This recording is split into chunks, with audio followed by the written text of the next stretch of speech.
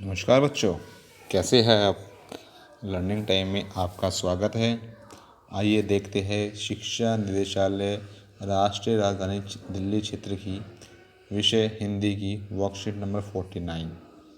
तिथि है 29/10/2020 और इसका टॉपिक है दो बैलों की कथा।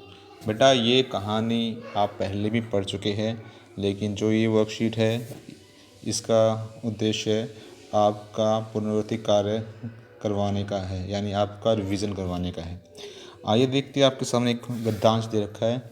इस गद्यांश को पढ़ते हैं और जो इसमें प्रश्न पूछे गए हैं इसका उत्तर जानने की कोशिश करते हैं। तो आइए चलो देखते हैं गद्यांश क्या कहता है। झूरी काशी के दोनों बैलों के नाम थे हीरा और मोती। इसमें जो झूरी है उसके दो बैल थे, उनका नाम था हीरा और मोती। दोनों पछाई जाति के थे, यानी जैसे जानवरों की जाति होती है तो बैलों की भी जाति थी। दोनों पछाई जाति के थे। देखने में सुंदर, काम में चौकस, डील में ऊंचे। यानी देखने में सुंदर थे, काम में चौकस यानी हमेशा काम करने के लिए तैयार रहते थे।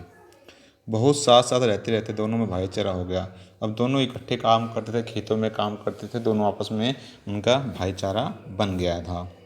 दोनों आमने सामने या साथ बैठे हुए एक दूसरे से मूक भाषा में विचार विनिमय करते थे। विचार विनिमय होता है बेटा विचारों का आदान प्रदान। जैसे कि मैं आपसे इस समय बोलकर अपने विचार प्रकट कर रहा हूँ, उसी तरह जानवर अपने विचार मूक भाषा में यानी वो बिना बोले ही समझ जाते थे।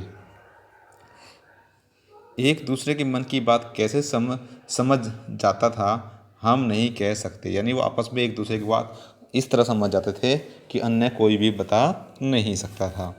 अवश्य ही इनमें कोई ऐसी शक्ति थी जिसमें जीवों में श्रेष्ठता का दावा करने वाला मनुष्य वंचित है। आज जैसे कि आप सब जानते हैं, मनुष्य भी एक जीव है। मनुष्य सोचता है कि वही सर्वश्रेष्ठ है, लेकिन उनमें एक ऐसी शक्ति थी कि वो आपस में एक दूसरे की बात को समझ जाते थे। आजकल मनुष्य भी एक दूसरे की बात को समझ नहीं पाते हैं। किसके मन में क्या चल रहा है ये हम नहीं जान पाते हैं। दोनों एक दूसरे को चाट कर सूंघ कर अपना प्रेम प्रकट करते थे। यानी जानवर है अपना प्रेम प्रकट करते थे एक दूसरे को चाट कर और सूंघ कर। कभी कभी दोनों सींग भी मिला लिया करते थे, विग्रह के नाते से नहीं, केवल विनोद के भाव से। अब कई बार जानवरों में लड़ाई हो जाती है तो सींगों के द्वारा लड़ाई होती है, लेकिन वो सींग भिड़ाते थे। ठीक है बेटा, विग्रह के नाते से मतलब दोस्त मतलब दुश्मनी के नाते से नहीं, केवल विनोद। विनोद का मतलब होता है मनोरंजन के भाव से, आत्मीयता के भाव से। जैसे दोस्तों में घनिष्ठता होते ही धोल धप्पा होने लगता है। जैसे काफ़ी दिनों बाद जब दो दोस्त में आपस में मिलते हैं और एक दूसरे के गले मिलते हैं, हाय हेलो करते हैं, तो उसी तरह से वो भी आपस में विग्रह करने के नाते से नहीं, केवल मनोरंजन के नाते से कभी कभी अपने सींग भी मिला लिया करते थे। तो बेटा ये था गद्यांश। आइए अब इसके प्रश्न देखते हैं और उसका उत्तर ढूंढने की कोशिश करते हैं। तो पहला प्रश्न क्या कहता है, प्रस्तुत गद्यांश के लेखक का नाम। आपको पता होगा ये गद्यांश है, उसका लेखक है प्रेमचंद, मुंशी प्रेमचंद। तो हम मुंशी ना लिखकर उनको सिर्फ लिखेंगे प्रेमचंद जी ही लिखेंगे। दोनों बैल किस जाति से संबंधित थे। इसका उत्तर मैं आपको पहले बता चुका हूँ, दोनों पछई जाति से संबंधित थे। ठीक है बेटा, अगला प्रश्न देखते हैं क्या कहता है, दोनों बैल अपने प्रेम को कैसे जताते थे। तो इसका उत्तर बेटा, जब भी गद्यांश का उत्तर आपको लिखना होता है तो जो स्टिक उत्तर होता है, जो बिल्कुल सही, ये नहीं कि यहाँ से उठाया और यहाँ तक लिख दिया, तो ऐसा आपको कभी भी पेपर में नंबर पूरे नहीं मिलेंगे। जो प्रश्न पूछा गया सिर्फ उसका ही उत्तर दिया जाए। तो प्रश्न पूछा है दोनों बैल अपना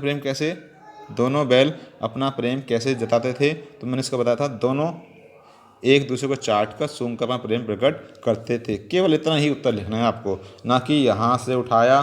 बच्चे क्या करते हैं, यहाँ से उठाया और यहाँ तक लिख दिया, अपना टाइम वेस्ट भी करते हैं और अध्यापक का टाइम भी वेस्ट करते हैं। इससे अच्छा है जो प्रश्न पूछा जाए उसका सही उत्तर और उसको दिया जाए। ठीक है बेटा, आइए प्रश्न नंबर 4 देखते हैं।